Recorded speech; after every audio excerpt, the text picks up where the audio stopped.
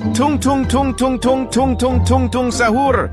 Anomali mengerikan yang hanya keluar pada sahur. Konon katanya kalau ada orang yang dipanggil sahur. Unde-i bărbatul acela că eu abia să dovedesc să fac și cartofi, să-i mănânc și să mai fac o dată.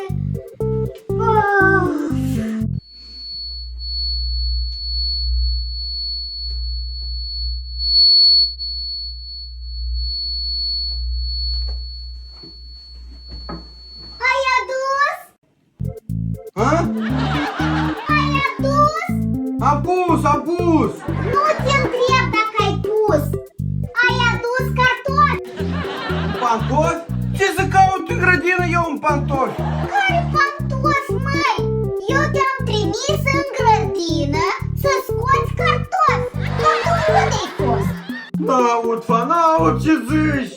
Hai, măi, că te-ai dus normal în grădină și ai venit surd.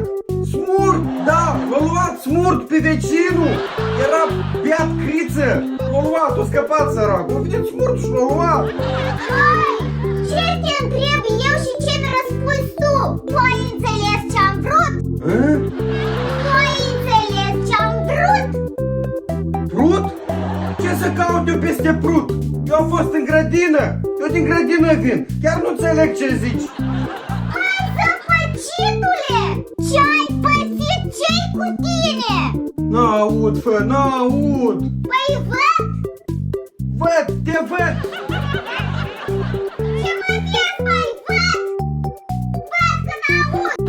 Păi te văd, n-aud, dar te văd.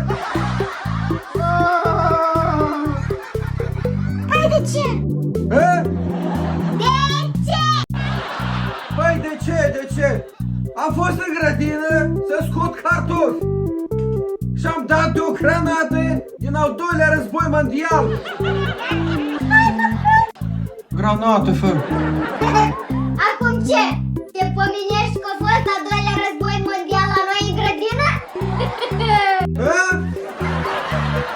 Te pomeni, zic! Ce pomeni? Am făcut săptămâna trecută pomeni, dar să faci cheltuială atâta. Cui trebuie pomenile astea?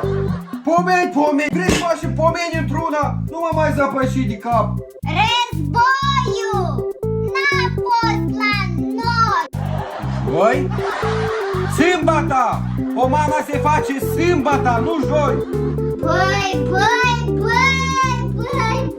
Sigur că e care, băi! Meargă mie acum de băi! Am dus la băi, la saună, atâta lucru avem în grădină, știu de băi, De grenadă, zic! Grenadă! Canada? Să mă duc în Canada să fac băi? Da, pune! Ce să pun? O compresă, cu apă rece, pune!